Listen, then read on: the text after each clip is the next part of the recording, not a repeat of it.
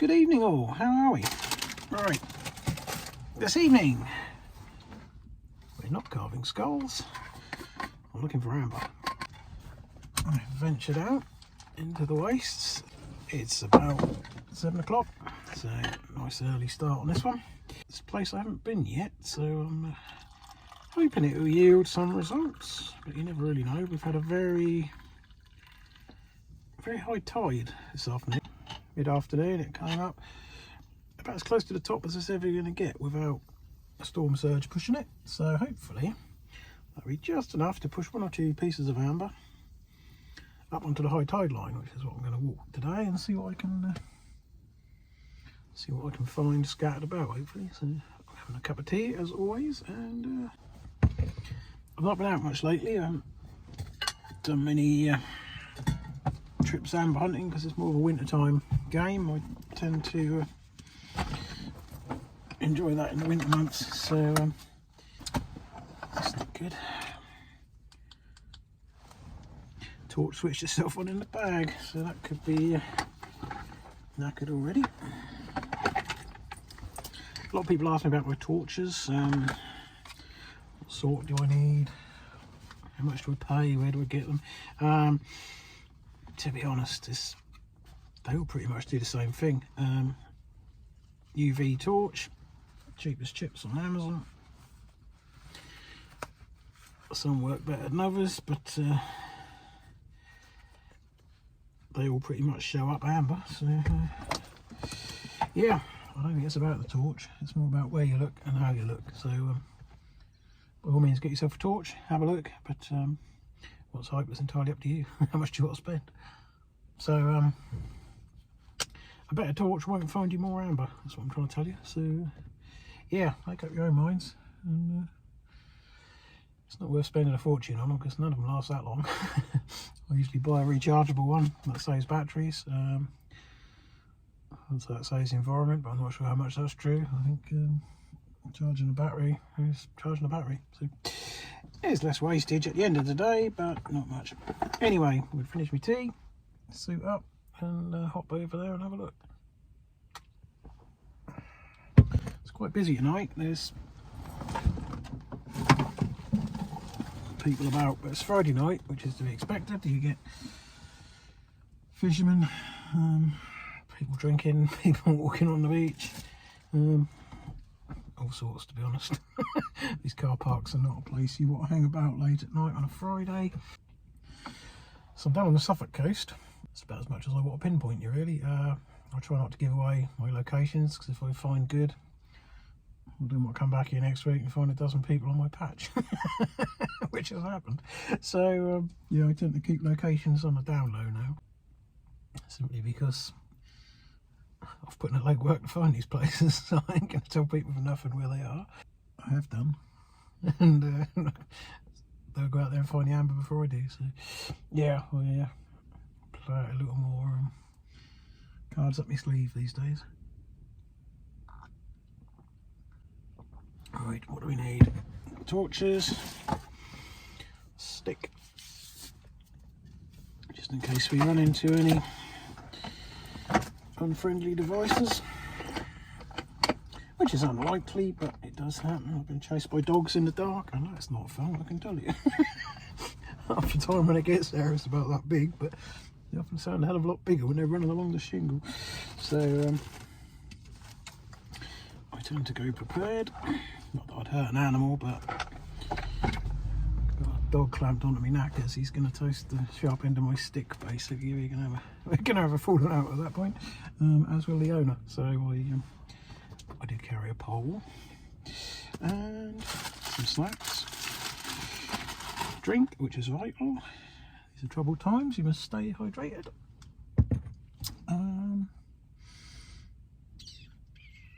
If my plan pulls off, I'm hoping to go about 3 miles tonight, so 6 miles in total. 3 miles there, 3 miles back. If I haven't found something in that time, I'll give up. So we're gonna go with that for now. Right, so both drinks just in case. Could be a long night. Right out. How much is left in that then? some. Right, here we go. That's a mistake you don't want to make. Don't pick up everything that glows under UV light, because some of it is dog shit. That spoils your day. Sometimes, everywhere you look, still glowing reports. And that's plastic.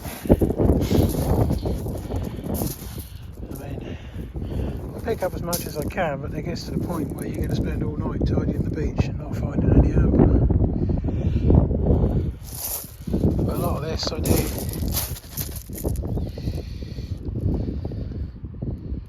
do pick up and take it home, because if I don't, no one else does.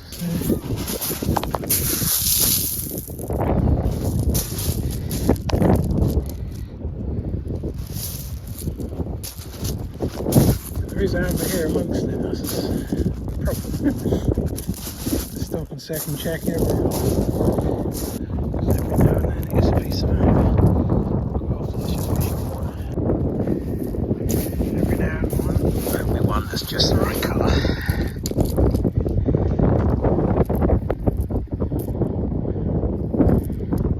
That's a fishing bead.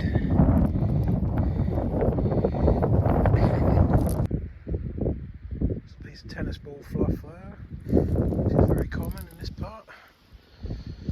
People bring their dog to the beach and it runs along with the ball. It's a fluff drop off. That looks more like it. Yep,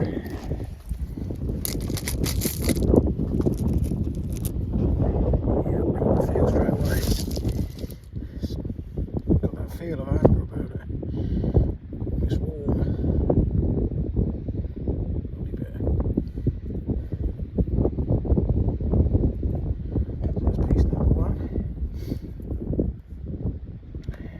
That's all I find, I'll be quite happy with that actually.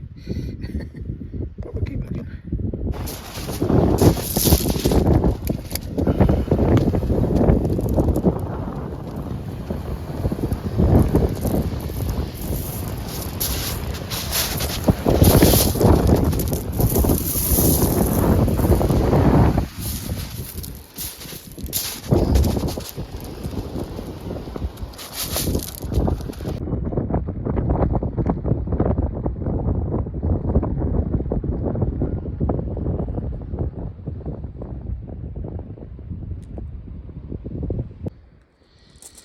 It's a definite baby.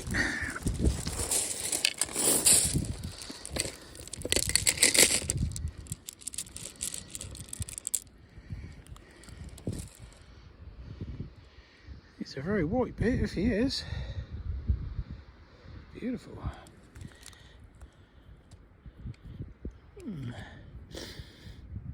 Could be. Certainly feels like amber. We'll hot pin test him when we get back and see what he smells like. But I'm pretty sure that is white amber. It's a lovely bit if it is.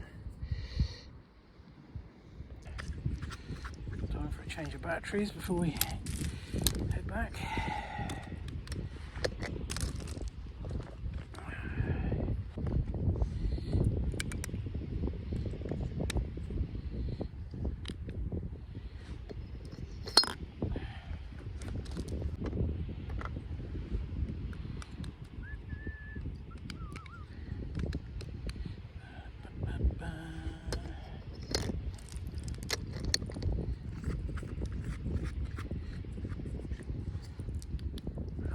That's better. Christ, see a bit of amber from here. Number 2. Right. Onwards.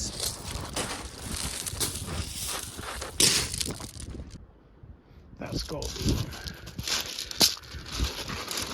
sea hiding over there. Oh my goodness. Yes. Cool. Well, that's a treat worth coming out for on its own. Rah. Whoa, look at that. Look at that.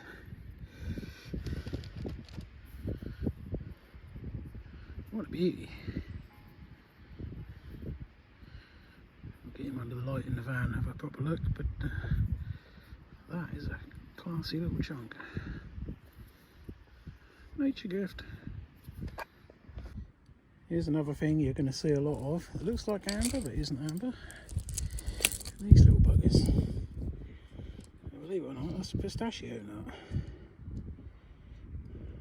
They fluoresce. They look like amber from a distance. They're definitely not. That one's empty, but that's the shell.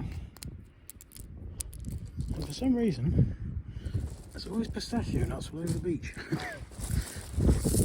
Spent more time picking them up than anything else. So, yep, definitely. Another lovely little bit.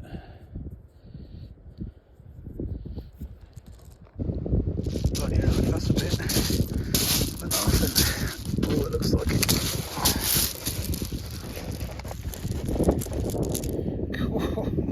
What a chunk! Wow, that's the best one I found for a long time. A bit chipped on this end, but it's a beautiful piece of butterscotch. Absolutely outstanding. God, what an absolute treat.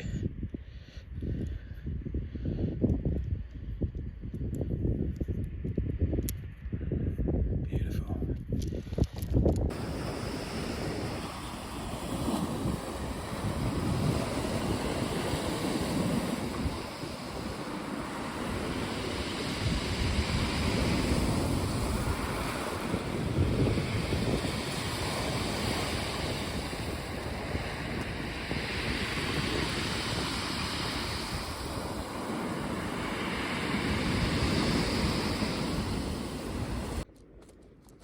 That's got to be a bit.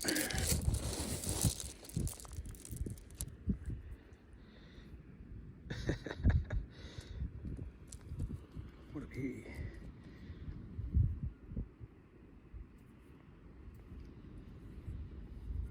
Well, it's been a good night for it. Absolutely wonderful.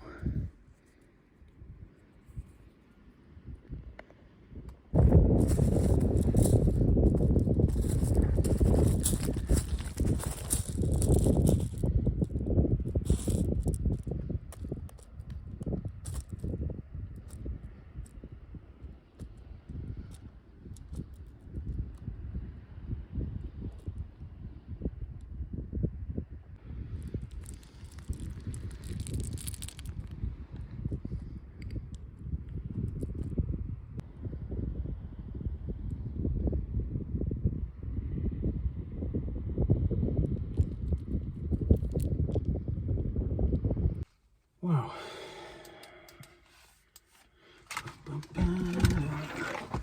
Lights, where are we? Aha! Hello. Right. Well, that was a magnificent success. Covered a lot of miles there. It's not as cold as it looked either. It's quite warm now, so that's good. A glorious evening. We're just gone 11 o'clock, I think, so we've done a few miles in a few hours. Right, there we go. Now then, we've got a good pocket full tonight. I haven't had this many for a long time, certainly none as big as these. Some of them might not be. I'm quite prepared to be disappointed about a couple of them, but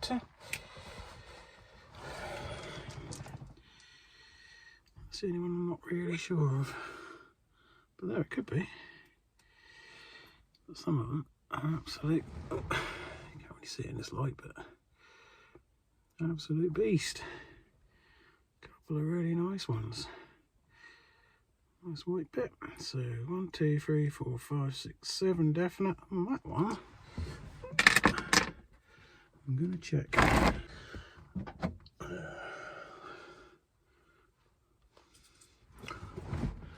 Quickest way to test amber. Get a pin, heat it up.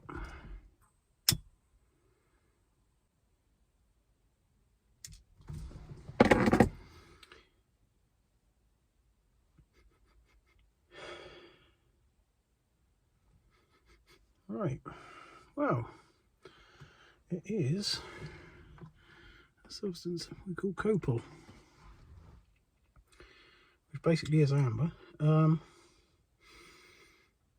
not as old as proper amber. It's tree sap product.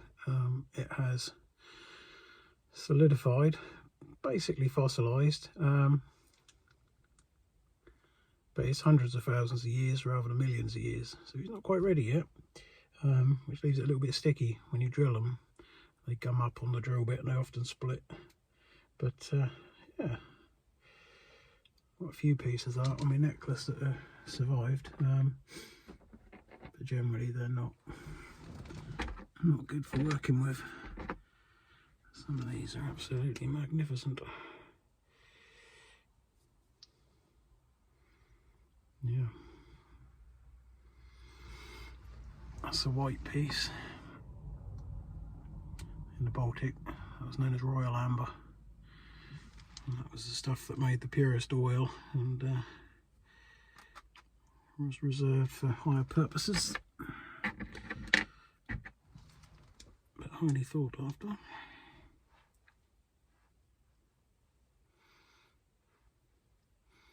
That's a lovely colour piece as well. So yeah, that's been a good night. So what do we decide? 3, 6, 7 pieces of amber and 1 piece of copal. We'll take that. Lovely. Do you need to test the rest of them? I can see from here they're definitely amber. It's a right red little cherry bit, that I think.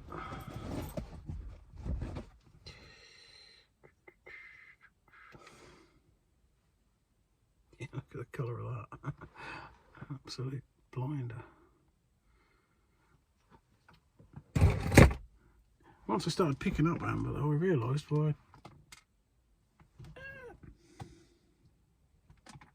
Oh, you would, wouldn't you? You absolute swine. I realised the reason I've not picked up a lot of amber is because most of the amber doesn't look like amber. When it's lying on the beach, it says absolutely nothing about being a piece of amber a lot of the time until you put the light on it. Like the white bit. I'd never stop and assume that was a piece of amber in the daylight. There was no... Could be a piece of chalk, a piece of quartz, a piece of flint, anything but a piece of amber. It's only the light that reveals the secret. I'm hoping it's going to show me where I just dropped that bit down there.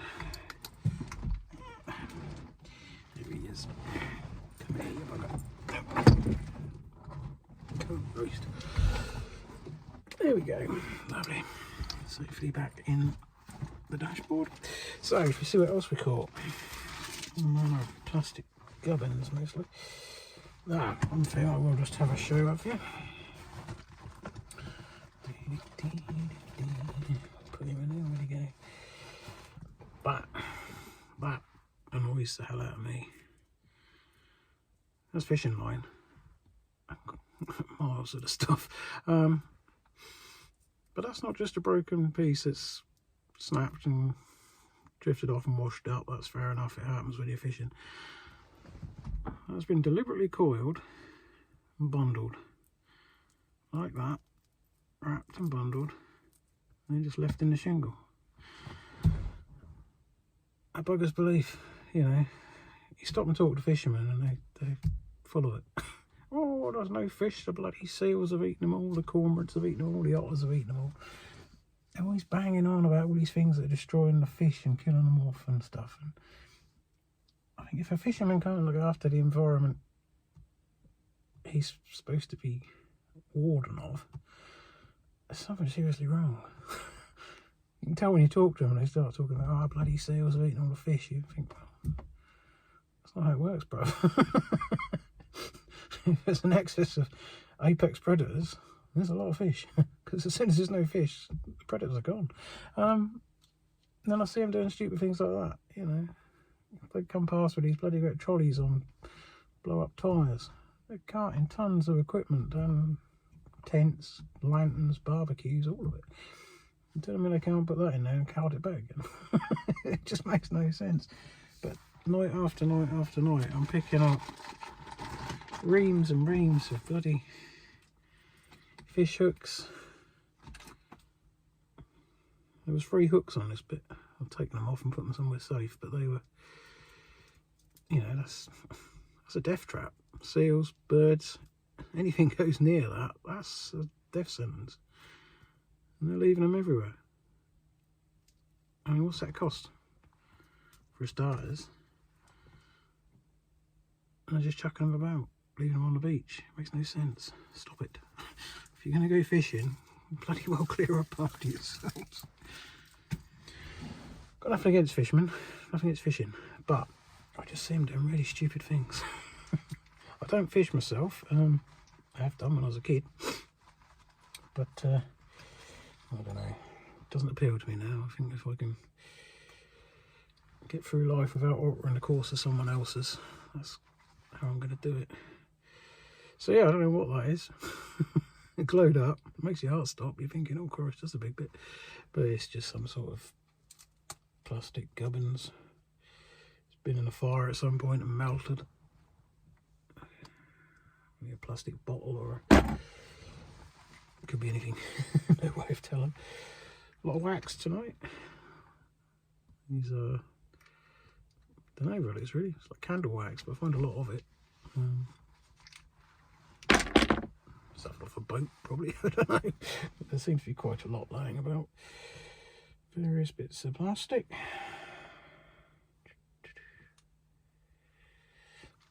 Not sure about that one. What are you doing?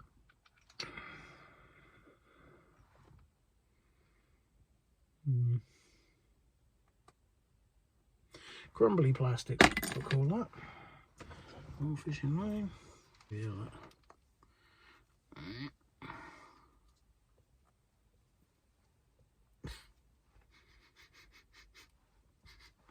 It does smell like tree sap.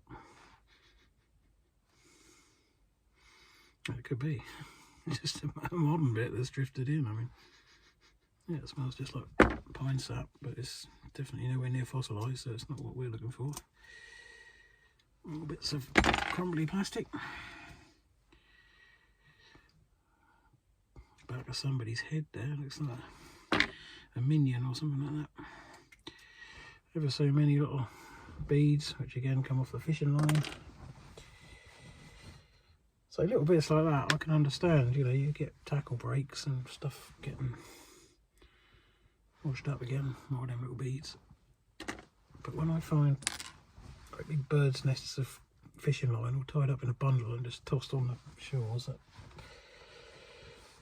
that really bugs me, but can't do much about that. People are people, aren't they? Anyway, there's my tea. We'll have a cup of tea before we go. Last time I was out, about a month ago, just gone over the dunes there and got down towards the sea. I see a little lamp glowing. I didn't know if I was a fisherman or my lamp reflecting off the water, really. I didn't give it a lot of thought. I just swept over the shingle bank and sort of eyes down looking and poking around with my stick, having a good look. And I heard his voice. There's a girl. She said, "Are you looking for something?" I said, "Yeah." She said, "What have you lost?" I said, "Oh, nothing yet." I sort of swept towards them as I was heading that way anyway. She said, "Are you looking for mushrooms?" I said, "Mushrooms on the beach? No." She told me they'd been on a forest walk with the Forestry Commission and they'd used UV torches to highlight the mushrooms. Some of them reflect on the UV light, you see. So she thought I was out looking for mushrooms. I said, "No, I'm looking for amber." She said, "Oh, does it glow in the dark?" I said, "Well, not as such." I said, "But it does magic things." So I unhooked the necklaces and laid them in the shingle and just flashed the light over them. "Wow," she said, "I didn't know I did that." I said, "No, not many people do." Two of these girls sitting on a little woolly rug, sitting next to a tilly lamp, have a cheeky glass of Merlot once they put the kids to bed. I thought, that's not a bad idea, really. So we got talking. I was telling them about Amber and what I do and why I do. I stood there talking for a few minutes. She said, can you tell me something? I said, what's that? She said, are you a ghost? I said, well, that's the thing. I wouldn't know if I was, would I? I said, I probably think I was, you know, just, I said, no, I don't think so. I said, but I can't promise you I'm not. She said, oh, we thought you were a ghost when we saw you. So, strange couple of girls. But anyway, I said I better leave you to it and get on. So I walked away and I got a handful of yards, if that. And I saw a piece lying just in the shingle. So I picked it up as like a little baked bean. It was only a tiny bit. As Werner Herzog would say, this was not a significant bullet. It was just a tiny little bean of amber. And she shouted out, have you found one? I said, yeah, I was out.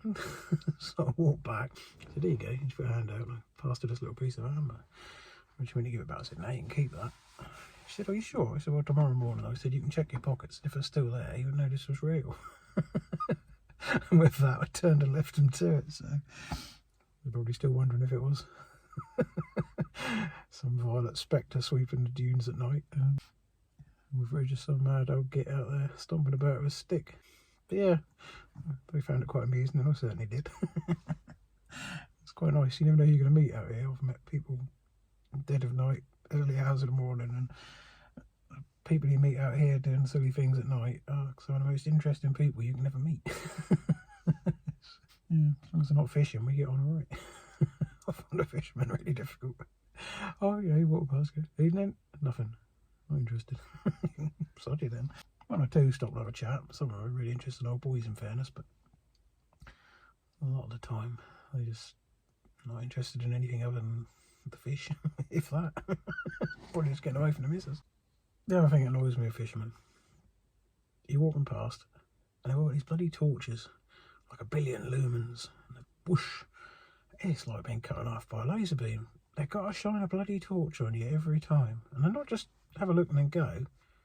They'll follow you, and you know, you're walking along for 10-15 yards and a blaze of light.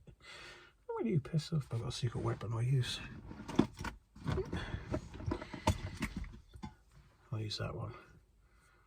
I wait till I'm about 100 yards away and I point it right at them. And I put it on pencil beam. And that'll burn your retinas out.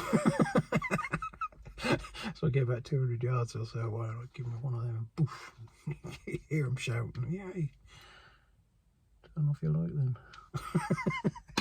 Lamp etiquette is something that some people lack in the dark. I don't know why they got to shine torches at you, but they do. But yeah, anyway, I'll drink this, stop moaning, go home, get to bed, and I'll show you the amber when we get in the light. That's basically the gist of it. I'll get home and give my wipe over with some cooking oil. You can see the real colours then. Yeah, well worth a trip.